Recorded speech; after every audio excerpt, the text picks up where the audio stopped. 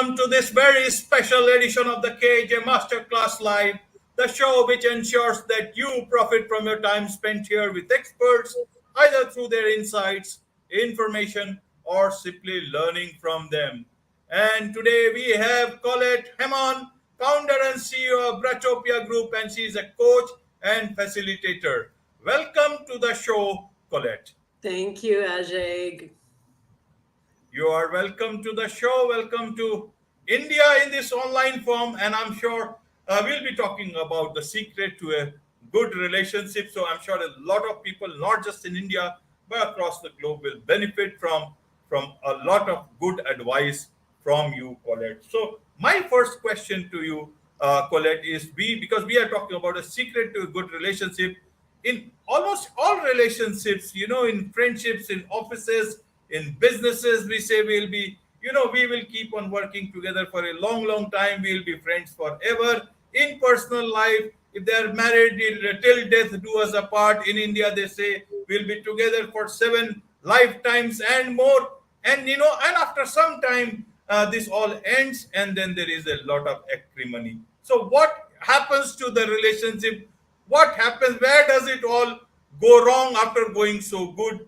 What are the things that one should know about that? I know it's a very broad question, but you can just narrow it down. What are the main areas that can create that situation from till death do us part till I will kill you? Of course. This is a great question. One I've explored a lot. So I think the first piece that you touched on so eloquently is that first promise of till death do us part. And I think, even I've studied this, and I've been to presentations about this, and they've studied it in anthropology in the world, is till death do us part never used to mean so many years in history. But now we still make this promise. Here in Canada right now, we're in peak wedding season. Multiple times a week, people are making this promise to each other in their vows. And most people truly believe that is how they will part ways. And as you shared in your introduction, not just with marriage, but friendships, employment. We used to stay at jobs longer. And yes, something falls off along the way. And through my own experiences, and I've studied many schools of thought and publications and research items, which are very, very head-based, but going into my own heart, the number one thing I see that happens in any kind of relationship comes down to communication. So two people have expectations that are developed from their own upbringing, neural pathways. What they were raised in becomes normal for them. They expect that from a partner that was raised in a completely different way, whether this is home, work, friendship, any of the relationships we enter into. And then with time, expectations aren't met. And then where I see most people get stuck is within communication. And that's extremely deep as to why, but that's typically the number one spot. Right.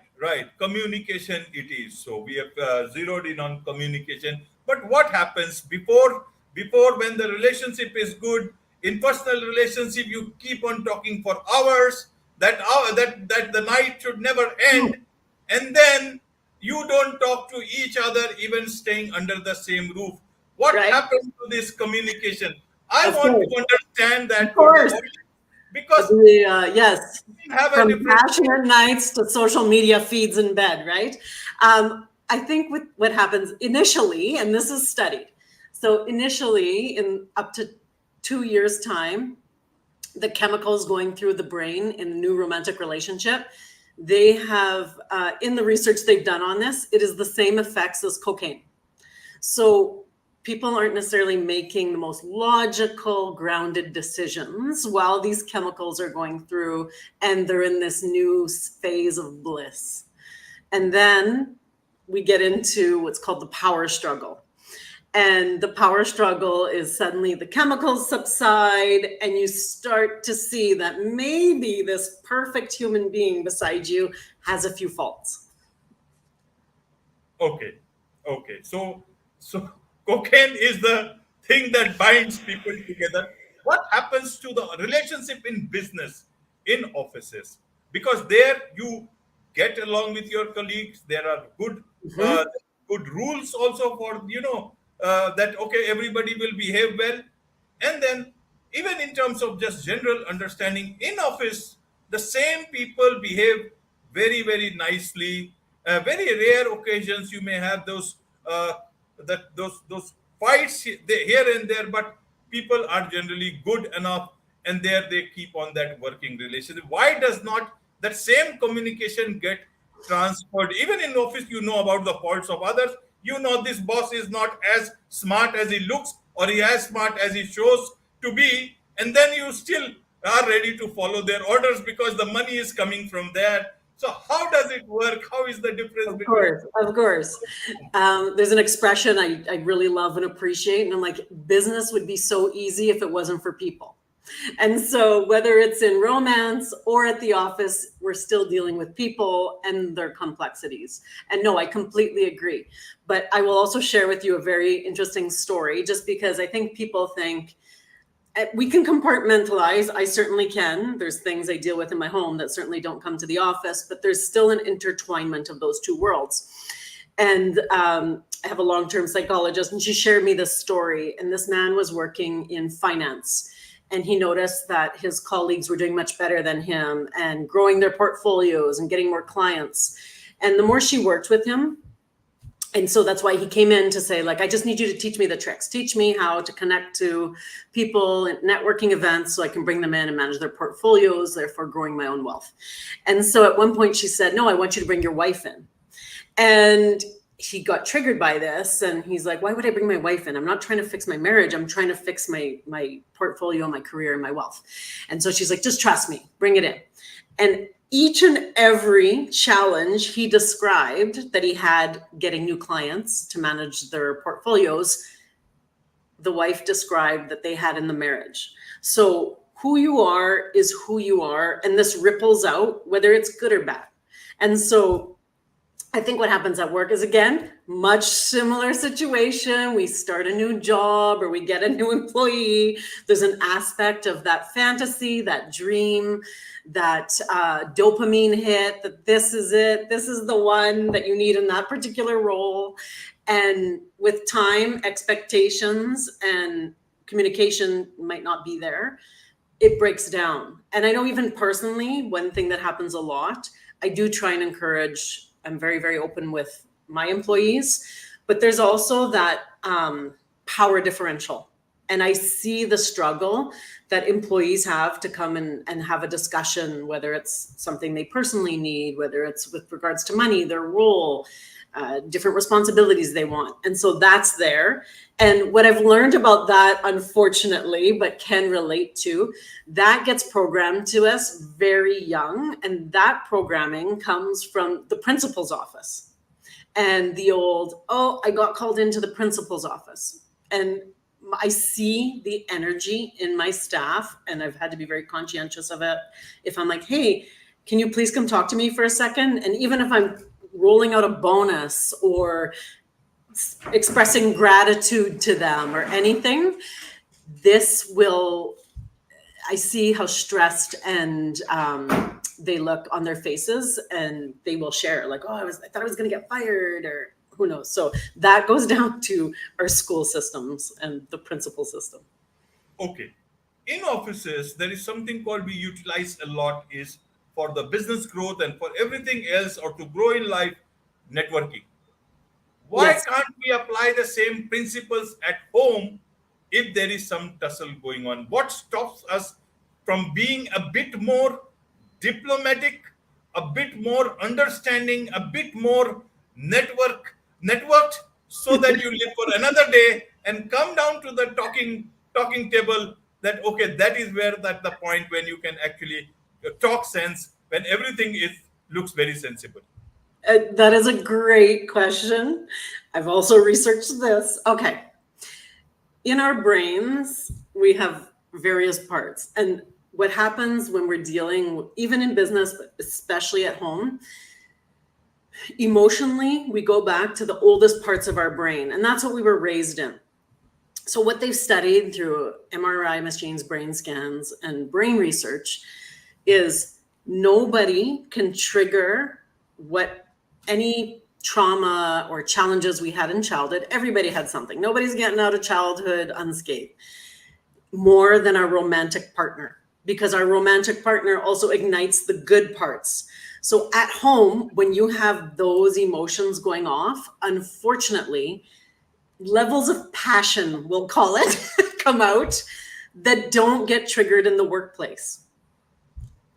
And so two colleagues in a disagreement, not to say some of those aspects aren't there. They are, just not at the level that they will in our romantic relationships in the home.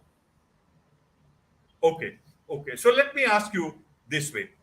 A lot of new startups last 5 years I've seen in India also, outside also, and I have done interviews with a lot of people where they have a joint venture or they are working on in a company which is owned by the both of them, and not one company, several companies in several instances I have seen. How is it that the couple, I'm sure every couple has their difficult times, how is it that these startups tend to go so high, and in relationships a lot of these differences, small differences can jeopardize that relationship leading to divorce? How is it that these people are able to work together and build up such big companies and able to manage the personal as well as the professional? What is the thing that they are doing?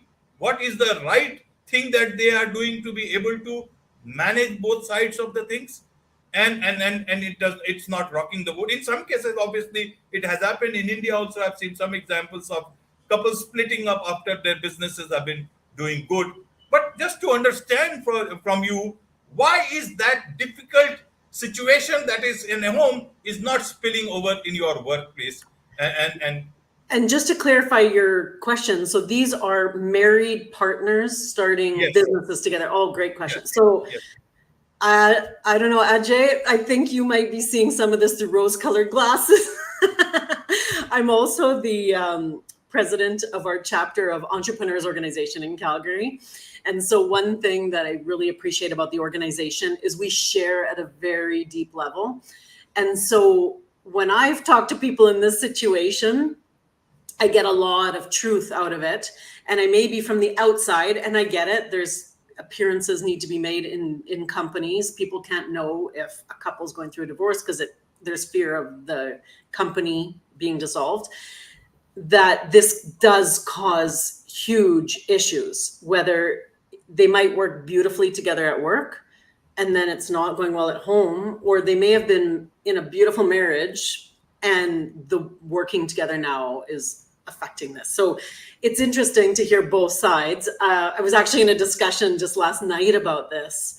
And one of the other challenges of that marriage unification as well as business unification is you never leave the business. So you're working together during the day and then you come home and what do you talk about? Everything to do with the business and what's left to do in the business.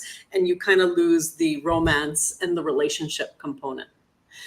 But one thing that's interesting, there's one relationship, we'll call him Master, Harville Hendricks, and he is the father of imagotherapy. And one of the ways he got very exposed and became quite famous is he was brought onto the Oprah show multiple times. He was one of the top guests Oprah ever brought onto her show, and she credits her long-term relationship and the ability to have a successful relationship with Stedman thanks to imagotherapy. Now, one thing that I find so interesting in imagotherapy, and I've been through it personally and with partners, is there is a business component to it. And I think some people get triggered by this. The people that are of the school of thought that you meet your perfect partner, you fall in love, and everything's good, as we talked about, till death do us part. But within this program, one thing they share, and it's so interesting because it's so business-like, is that's not how it works, because eventually, as we discussed, the chemicals run out and we start conflict, and it's how you deal with your conflict and communicate. But the first thing they want you to do in this program is to create a relationship vision. which you do that in business. Like, what's your business dream? Create the vision. Let's quote Walt Disney today. If you can dream it, you can do it. And for you personally, you start creating your own. What does your own personal relationship vision look like? What is it you want? And then your partner does that as well. And then you bring them together and you create one that's together. The other parts that are so interesting in this piece, that even when I go through it, I'm like, this is parallel to how you run a business. Even expectations of your partner. So there's parts of it that end up looking like a job description. What behaviors can you do for me that are caring? And some of that is based on love languages. And I even use love languages in my business. And I know a lot of other entrepreneurs that do as well. Because as much as I may think you want a gift card to Tiffany's because you did something good, maybe you just want words of affirmation. So you create what you feel are meaningful behaviors to you, as well as like, what do you deem gifts and surprises and vacations that you would find meaningful? And you work off of this like you would a strategy plan for a business. And I know when I've discussed this with even close friends, some people just like, they can't grasp that you would use these concepts in a relationship that seems so business-like. And I think one of the pieces that comes up the most, especially when things get acrimonious, is, well, you should just know. And that is both, I've had this personally in my home, and I've had this in my business. And that's where I share with employees. I don't know. I don't know maybe what tools you need, what other responsibilities you want. You need to communicate them to me so that I also have the joy of providing those to you. So this is the interesting, like, there's so much crossover in how you run a business and how you want to run a relationship. Absolutely. Absolutely. And you use the word called power. What is this power in a relationship which is full of love? How do you bring that? How do you balance that thing? And who wants what? I want to understand that power. And power for what? How do you execute that power? What do you achieve out of that power when you are all together? Of course, though, great question. So, okay. So what happens when we unite in marriage? You and I are one. But the footnote, the sub part of that is, but I am the one. And so usually within marriages, and I'm not saying me personally, one person takes kind of the alpha or the powerful role. That person might lead family get-togethers, traditions, what the family does. And even one of the expressions that we have all heard, which I don't believe in, happy wife, happy life. So does the wife lead everything? And we're doing everything to please the wife at what expense? And usually this dynamic is at the expense of someone. And what happens with time is you can push away your wants and needs for a while, but that's shutting down part of your essence, part of who you are. And you think, I'm just going to make this person happy and the ROI will come back to me. And eventually you either have one person that's unhappy or two people that are unhappy. And I know it's what's been told to me is the most unhappy relationships are actually two people pleasers, because they're both trying so hard to please the other one that they never have their own needs met. So you end up in these like shells of a relationship that people can tolerate until they hit a life transition point or a midlife crisis and realize, is this all there is to life? Enter the acrimony and especially resentment. Right, right, Colette. Is it because we have entered into a time where everybody is fighting for their spaces, as residential spaces are getting, closed, and people are trying to find spaces for themselves everywhere, either in physical form, either in mental form. You are not getting time. Till the last moment before you sleep, you are with the phone. What I want to understand is that, are the issues like empowerment, women empowerment, nothing wrong with that. I am a full supporter with that. Everybody, a lot of women must come out. and actually exercise the brains that they have got, and actually play full role in the growth of their families, in the growth of society. Has it got convoluted? Is it that some are interpreting differently and men are not able to understand it? At one point in time you want a very confident man who is very sure of himself, and immediately after marriage he loses all his communication skills. He loses, and you know, how can these things, how do you calibrate so many things together? Because divorce rates are going up at a very fast pace everywhere. Even in India, we are a very traditional society, but even in here, the dissonance between couples is rising in many places.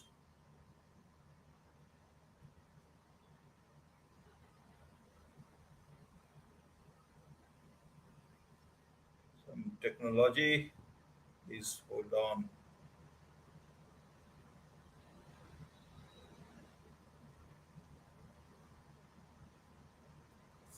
We will have to wait. Sorry, Yeah, Colin. Colin, sorry, I it's, lost my it's okay. I No heard all problem. of your questions. I did No, hear, yeah, this is well, what you're sharing too is a very complex question. And it's interesting because even myself, I know there's some of this dynamic, and I feel we're like at a tipping point in relationship. So where we previously, even myself, I was raised by very traditional upbringing, very traditional mother, patriarchal programming. The woman does everything, the woman cooks, the woman cleans. I wasn't necessarily first taught, start thinking about your career. And eventually my own parents divorced, and then my mom had to support me on her own. And so then that changed. But it's interesting because she then almost polarized to like, don't depend on anyone, be super dependent, focus on your career. So I have this mix of programming that I've had to work through in my own neuroscience that you can have. And I think part of it is, even now as modern women, like, we want it all. We want the whole, like, we want a partnership, we want a career, we want children and freedom. And unfortunately, those nothing, don't all nothing, go nothing, together. nothing wrong with that. Nothing. I myself, I from Indian point of view, if I say, I belong to one of the very traditional family setups. I have, and even in our society, I see so much of things have opened up.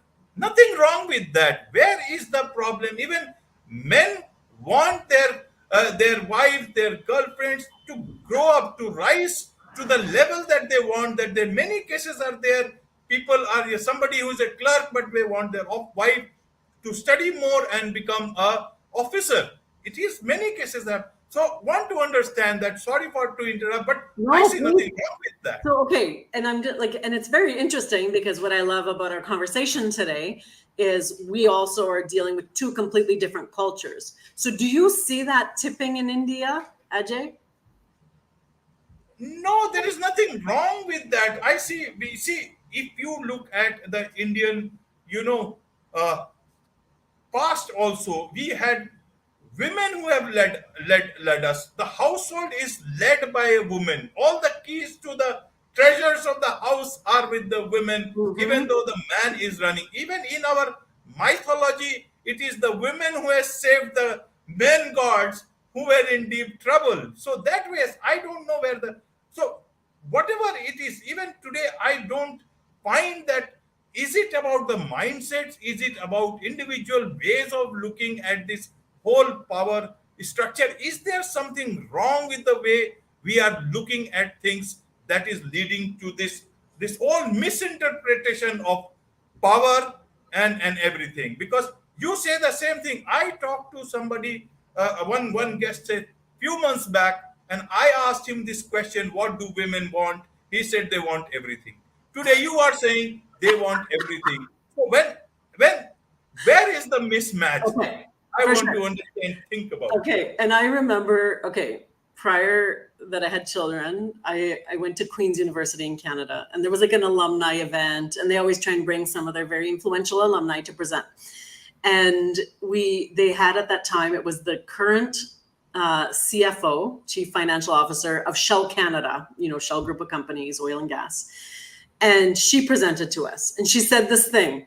And I remember, because back then I didn't have children and I hadn't crossed that road yet. And she said, you can have it all, just not at the same time. And I was like, that's just a limiting belief. She's still traditionalist. And now she's traditional, and she's trying to give us this limiting belief. However, when I entered the world of marriage, children, career, and trying to juggle it all, I did see that.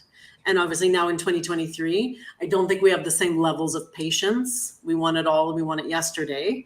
And so I accept full responsibility for that. But I think the other piece, truly, and I've had this deep discussion with people, is there's still this programming. I know especially in India, but even in North America, it's this rite of passage that as a woman, your worthiness is tied to, that you will get married, you will have children. And the experience versus what we think it is and what's marketed to us, and marketing still has a huge influence on choosing this rite of passage, is so completely different than how it's experienced. And I know this is a large part going to divorce rates and all of that as well. But the other part, Ajay, and it's very interesting because there was an article written in a psychology magazine in the US.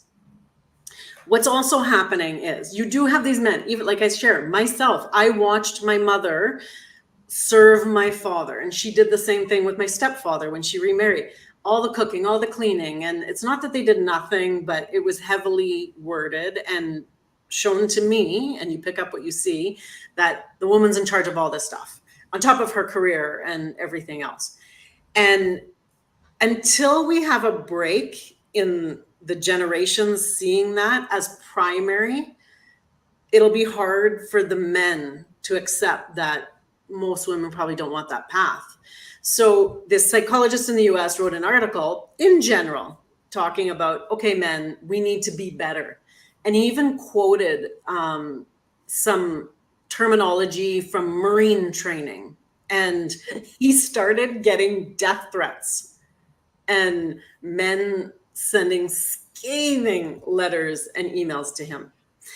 And another presentation I went to, and this is these are huge macro boiling the ocean challenges that it'll take time to fix, but you also see where men are in power. We're still in politics, religion, and lots of companies. Us female CEOs are a growing group, but where men are in power, and those men, a lot of those influential men have stay-at-home traditional wives that don't necessarily have their own careers. I'm not saying all of them, definitely not, but they will do news stories on the ones that do. Like even Joe Biden's wife had her own career, and I think she still does. She's still a university professor. So they'll cover that like it's shocking. And so this is a piece that people need to see something different until it has that effect in society. Absolutely. There is so much in our homes, like in our relationships, because then we will choose different. Right. There is so much to, learn about relationship. Now, whatever, couples want individually in their life, or individual men and women, one thing all of them want is love. Mm-hmm. Love, peace, care. And that can come, from one human to another, whatever Alexa, Siri, and all these things, robots and apps and dating apps, whatever you try, at the end of the day, you want to meet another human who can show that love, show that care, show that, make you live in peace. And so how does that happen? How does that calibration between men and women come, and you find love? Where do you find this word called love, which has been described? So many books have been written. Everybody wants to have grown up with this idea of love. At the same time, you see a movie based on almost war. Oppenheimer is a big hit, and at the same time, Barbie is a big hit. How Right. does it happen, together? How do we bring these two things together so that everybody finds love in their tribe? No, it's so true. Love is like, it's the highest energetic power that we can feel or give. No, and great question. And it's interesting because even in my business, a component of my business is we do intimacy devices. Now, I stay on top of the technology and all of that. And what you're even sharing is the amount of, even you can have passionate sex now with something that's not another human being.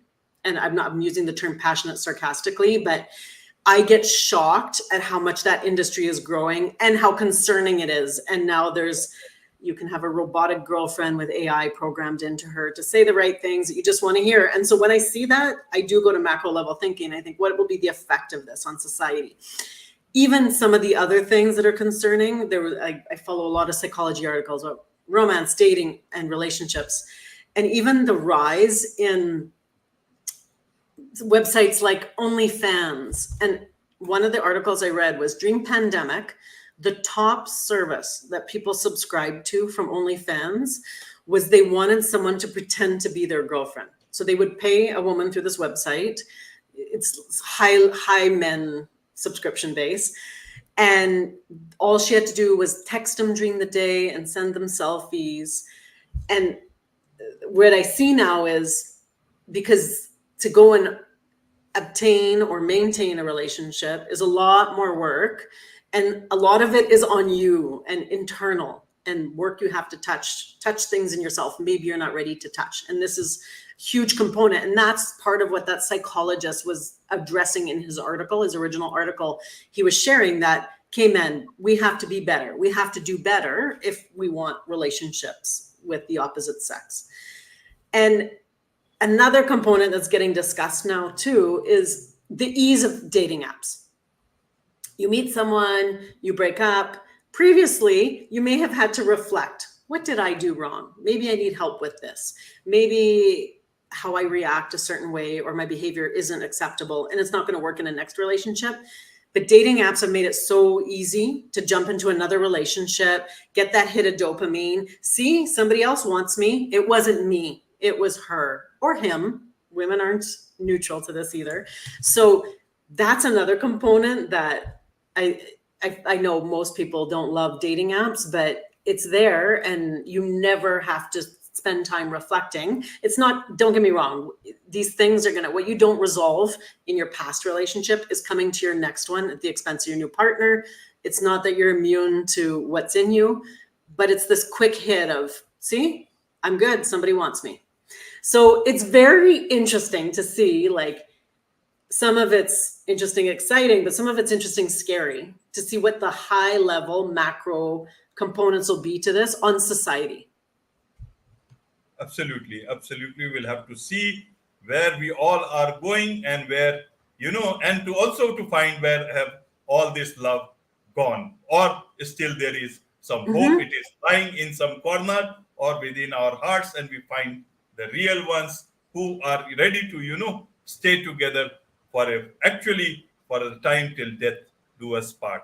Be that as it may, how there is so much to still understand, know from you, and how do people connect with you and know more about you, about the things that you do for them, and how they can also professionally engage with you. Of course, I'm on LinkedIn under my name, Colette Hamon. I'm happy to connect with anyone on LinkedIn.